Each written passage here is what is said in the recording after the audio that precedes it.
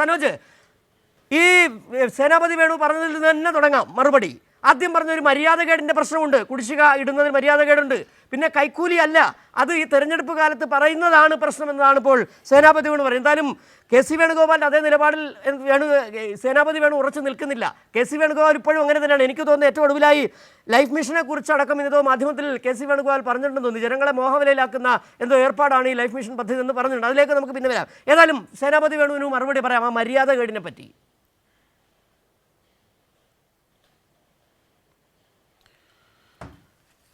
അതായത് ഈ പെൻഷൻ അതുമായി ബന്ധപ്പെട്ട വിഷയങ്ങൾ ഈ തെരഞ്ഞെടുപ്പിൽ പ്രധാനമായും ചർച്ച ചെയ്യുന്നു എന്നത് ഏതായാലും നല്ല കാര്യം തന്നെയാണ്. നേരത്തെ UDF ഭരിക്കുന്ന ഘട്ടത്തിൽ 32 ലക്ഷം ആളുകൾക്കായിരുന്നു പെൻഷൻ കൊടുത്തത്. ഇപ്പോൾ ഏതായാലും അത് 62 ലക്ഷം ആളുകൾക്ക് കൊടുക്കുന്ന ഒരു പദ്ധതിയായി അത് മാറിയിട്ടുണ്ട് എന്ന കാര്യം ആർക്കും നിഷേധിക്കാൻ വേണ്ടി കഴിയാത്ത ഒന്നാണ്. ഇവിടെ ഇപ്പോൾ പെൻഷൻ എന്ന് പറയുമ്പോൾ വിവിധ പെൻഷനുകളുണ്ട്. വിധവാ പെൻഷനുണ്ട്. വിധവാ പെൻഷൻ വാങ്ങുന്നത് കേരളത്തിൽ 6.8 ലക്ഷം ആളുകളാണ്. അതിനകത്ത് കേന്ദ്രത്തിൻ്റെ സംഭാവന എന്ന് പറയുന്നത് കേവലം 300 രൂപ മാത്രമാണ്. ബാക്കി തുക പൂർണ്ണമായിട്ടും സംസ്ഥാന ഗവൺമെൻറ്റാണ് കൊടുക്കുന്നത്. വാർദ്ധക്യകാല പെൻഷൻ കേന്ദ്രം കൊടുക്കുന്നത് 200 രൂപ മാത്രമാണ്. 3.4 ലക്ഷം ആളുകൾക്കാണ് വാർദ്ധക്യകാല പെൻഷൻ കൊടുക്കുന്നത്. 80 വയസ്സിന് മുകളിലുള്ള ആളുകളുടെ പെൻഷനുണ്ട്. അത് 1.16 ലക്ഷം ആളുകൾക്കാണ് കേരളത്തിൽ നിലവിൽ കൊടുക്കുന്നത്. അതിന് 500 രൂപയാണ് കേന്ദ്രം കൊടുക്കുന്നത്. വികലാംഗ പെൻഷൻ എന്ന് പറയുമ്പോൾ 66,928 പേർക്കാണ് കേരളത്തിൽ പെൻഷൻ കൊടുക്കുന്നത്. അത് കേവലം 300 രൂപ മാത്രമേ കേന്ദ്ര സർക്കാർ കൊടുക്കുന്നുള്ളൂ. അപ്പോൾ ഇങ്ങനെ വിവിധ പെൻഷനുകൾ ഉണ്ട് എന്ന കാര്യം നമുക്കറിയാം. ഈ വിവിധ പെൻഷനുകളുടെ ഭാഗമായി ചില പെൻഷനുകൾ 18 മാസം വരെ മുടങ്ങിയിരുന്നു എന്നത് ഒരു യാഥാർത്ഥ്യമായിട്ടുള്ള കാര്യമാണ്. ആ യാഥാർത്ഥ്യം എങ്ങനെയാണത് കൂടുതൽ തെളിയിക്കുക എന്ന് ചോദിച്ചാൽ 2016 ഇടതുപക്ഷ ജനാധിപത്യ മുന്നണി ഗവൺമെൻറ് വരുന്നു.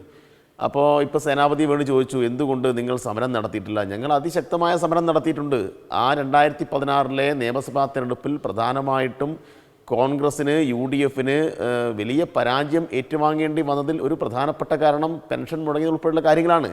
അപ്പോൾ ഗവൺമെൻറ് 2016 ഇടതുപക്ഷം അധികാരത്തിൽ വരുന്നു. ആ ഇടതുപക്ഷം അധികാരത്തിൽ വന്ന ഘട്ടത്തിൽ 15,000 രൂപ വരെ പെൻഷൻ കൊടുത്തു എന്ന് വളരെ കൃത്യമായിട്ടും നമുക്ക് സർക്കാർ രേഖകൾ നോക്കിയാൽ കാണാൻ വേണ്ടി കഴിയുമല്ലോ.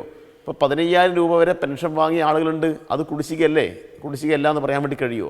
അപ്പോൾ 15,000 രൂപ കൊടുക്കുന്ന സന്ദർഭത്തിൽ ഇപ്പോൾ സേനാപതി വേണുവിൻ്റെ വാദം നോക്കിക്കഴിഞ്ഞാൽ അന്ന് തെരഞ്ഞെടുപ്പുണ്ടായിരുന്നു. ഇന്നിപ്പോൾ 2 മാസത്തെ കുടിശ്ശിക തീർത്ത് കൊടുക്കുമ്പോൾ തെരഞ്ഞെടുപ്പ് മുന്നിൽ കണ്ടെന്ന് പറയുമ്പോൾ 15,000 രൂപ കൊടുത്ത ഘട്ടത്തിൽ തെരഞ്ഞെടുപ്പ് ഉണ്ടായിട്ടില്ല. പിന്നെയും വിവിധ ഘട്ടങ്ങളിൽ നമ്മുടെ കുടിശ്ശിക വന്ന ഘട്ടങ്ങളിൽ കൊടുത്തല്ലോ. അപ്പോൾ ആ ഘട്ടത്തിലൊന്നും തിരഞ്ഞെടുപ്പ് ഉണ്ടായിട്ടില്ല. അപ്പോൾ പെൻഷനും കുടിശ്ശികയും ഈ കാര്യങ്ങളെല്ലാം സംബന്ധിച്ച് ഏതെങ്കിലും തെരഞ്ഞെടുപ്പിൻ്റെ ഘട്ടത്തിലാണ് ഇടതുപക്ഷം കൊടുക്കുന്നത് എന്ന് പറഞ്ഞാൽ അതൊന്നും ആളുകൾ വിശ്വസിക്കാൻ വേണ്ടി പോകുന്നില്ല. ഈ പെൻഷൻ എന്ന് പറയുന്നത് ഇടതുപക്ഷത്തിൻ്റെ ഒരു നയത്തിൻ്റെ കൂടി ഭാഗമാണ്. അത് രാഷ്ട്രീയമായൊരു തീരുമാനത്തിൻ്റെ ഭാഗമാണ്. നിങ്ങൾ ഈ പെൻഷൻ പദ്ധതിയെ രാഷ്ട്രീയമായി നിങ്ങൾ എതിർത്തവരാണ് UDF. അതുകൊണ്ട് പെൻഷനെ പറ്റി പറയാൻ നിങ്ങൾക്ക് യാതൊരു അർഹതയുമില്ല. എതിർത്തിട്ടില്ല എന്ന് ഈ ചർച്ചയിൽ പങ്കെടുക്കുന്ന സേനാപതി വേണുവിന് തെളിയിക്കാൻ വേണ്ടി കഴിയുമോ? നാനാർ ഗവൺമെൻറ് ആദ്യം പെൻഷൻ കൊണ്ടുവരുന്ന ഘട്ടത്തിൽ ആ കേരളത്തിൻ്റെ നിയമസഭ രേഖകൾ പരിശോധിച്ച് കഴിഞ്ഞാൽ ഇത് ഒട്ടും പ്രത്യുൽപാദനപരമല്ല എന്ന് പറഞ്ഞ അനുഭവം ഉണ്ടായിരുന്നല്ലോ. ഒട്ടും പ്രത്യുൽപാദനപരമല്ല എന്ന് പറഞ്ഞ് ആ പെൻഷനെ മുടക്കാൻ വേണ്ടിയിട്ട് എന്തെല്ലാം ആക്ഷേപങ്ങൾ ആ ഘട്ടത്തിൽ നടത്തിയിരുന്നു. അപ്പോൾ കർഷക തൊഴിലാളികളുടെ പെൻഷൻ അത് സർക്കാരിന് ബാധ ഉണ്ടാക്കും എന്ന് പറഞ്ഞ അനുഭവം ഉണ്ടായി. പിന്നീട് ഉമ്മൻചാണ്ടി തന്നെ ഒരു ഘട്ടത്തിൽ പറയുന്നുണ്ട് 2040 ആകുമ്പോഴേക്ക് എത്രയോ കോടി രൂപ പെൻഷൻ കൊടുക്കാൻ വേണ്ടി വരും, ഇതൊന്നും നടക്കുന്ന കാര്യമല്ല എന്ന് ഉമ്മൻചാണ്ടി പറയുന്ന ക്ലിപ്പിങ്സ്, അതിന് വീഡിയോ ദൃശ്യങ്ങൾ ഞാൻ വേണമെങ്കിൽ ഇപ്പോൾ അവതാരകൻ അയച്ചു തരാം. നിങ്ങളത് സേനാപതി വേണുവിന് കാണാൻ വേണ്ടി വേണമെങ്കിൽ ഇട്ട് കൊടുക്കൂ. അല്ലെങ്കിൽ കൈരളിയുടെ തന്നെ അവിടെ ഉണ്ടാവുമല്ലോ പ്രദർശിപ്പിക്കാൻ വേണമെങ്കിൽ.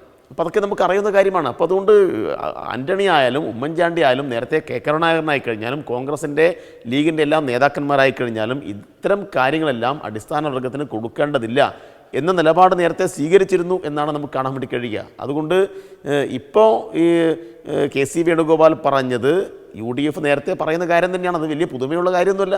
പക്ഷേ കെ സി വേണുഗോപാൽ അത് ഇപ്പോൾ പറഞ്ഞപ്പോൾ അത് വലിയ ചർച്ചയായിട്ട് ഇവിടെ വന്നു എന്നത് നമുക്ക് ഇത്തരം കാര്യങ്ങളെല്ലാം ഇപ്പോഴും ഈ തെരഞ്ഞെടുപ്പിൽ രാഷ്ട്രീയമായ ഒരു പ്രചരണത്തിന് മൊത്തത്തിൽ രാഷ്ട്രീയം ചർച്ച ചെയ്യുന്ന രൂപത്തിലേക്ക്, ഈ പെൻഷനുമായി ബന്ധപ്പെട്ട കാര്യങ്ങൾ ചർച്ച ചെയ്യുന്ന രൂപത്തിലേക്ക് മാറി എന്നതാണ് ഇപ്പം വന്നിട്ടുള്ള കാര്യം.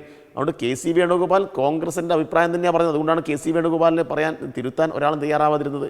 കെ.സി. വേണുഗോപാൽ മാത്രമല്ല, ജനങ്ങളുമായി ബന്ധപ്പെട്ട് നിൽക്കുന്ന പല ആനുകൂല്യങ്ങളും റദ്ദ് ചെയ്യണം എന്ന് പരസ്യമായി പ്രസംഗിച്ച കുറേ ആളുകൾ നേരത്തെ ഉണ്ടല്ലോ.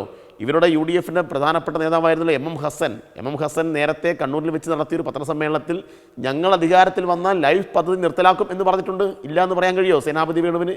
അതിൻ്റെയും വീഡിയോ ദൃശ്യങ്ങൾ ഞാൻ വേണ്ടി ഇപ്പോൾ അയച്ചു തരാം. ഞങ്ങൾ അധികാരത്തിൽ വന്നാൽ 5 ലക്ഷം ആളുകൾക്ക്, അപ്പോൾ ആ ഘട്ടത്തിൽ ഇപ്പോൾ ഏതാണ്ട് 7 ലക്ഷം ആളുകളിലേക്ക് പോവുകയാണ്. അപ്പോൾ കേരളത്തിൽ 5 മുതൽ 7 ലക്ഷം വരെ ആളുകൾക്ക്, 5 ലക്ഷം ആളുകൾക്ക് ഇപ്പോൾ തന്നെ കിട്ടിക്കഴിഞ്ഞു. 7 ലക്ഷം ആളുകൾക്ക് അടുത്തൊരു 2-3 മാസം കൊണ്ട് കിട്ടാൻ വേണ്ടി പോവുകയാണ്. അത്രയും ലക്ഷം ആളുകൾക്ക് വീട് നിർമ്മിച്ചു കൊടുത്ത ലൈഫ് പദ്ധതി ഞങ്ങൾ അധികാരത്തിൽ വന്നാൽ എടുത്തുകളയും എന്ന് പറഞ്ഞിട്ടുണ്ട്. ഇന്നിപ്പോൾ കെ.സി. വേണുഗോപാൽ തന്നെ വീണ്ടും ലൈഫ് പദ്ധതിയെ അധിക്ഷേപിക്കുന്ന രൂപത്തിലുള്ള പ്രസ്താവന നടത്തിയിട്ടുണ്ട്. അപ്പോൾ ജനങ്ങളുമായി ബന്ധപ്പെട്ട് നിൽക്കുന്ന ജനങ്ങളുടെ ക്ഷേമ പ്രവർത്തനത്തെ, അതുമായി ബന്ധപ്പെട്ട പദ്ധതികളെ അങ്ങേയറ്റം അവജ്ഞയോടുകൂടി, പുച്ഛത്തോടു കൂടിയിട്ടാണ് നിങ്ങൾ പല ഘട്ടത്തിലും കണ്ടിട്ടുള്ളത്. അത് പഴയ നിയമസഭാ രേഖ മുതൽ ഇന്നത്തെ കെ.സി. വേണുഗോപാലിൻ്റെ പ്രസ്താവന ഉൾപ്പെടെയുള്ള കാര്യങ്ങൾ അതിലേക്കാണ് വിരൽ ചൂണ്ടുന്നത്. അതുകൊണ്ട് പെൻഷൻ്റെ കാര്യത്തിൽ എന്തോ അഫിഡവിറ്റ് കൊടുത്തു എന്നൊക്കെ പറഞ്ഞിട്ട് ഇടതുപക്ഷത്തെ അങ്ങനെ ആക്ഷേപിക്കാൻ നോക്കിയാൽ ഇതെല്ലാം വാങ്ങുന്ന ഏതാണ്ട് 62 ലക്ഷത്തിൽ പരം വരുന്ന ആളുകളുണ്ട്. അവരെല്ലാം ഈ കാര്യങ്ങൾ അവരുടെ ജീവിത അനുഭവത്തിൽ ബോധ്യപ്പെടുന്ന കാര്യമാണ് എന്നാണ് അത് സംബന്ധിച്ച്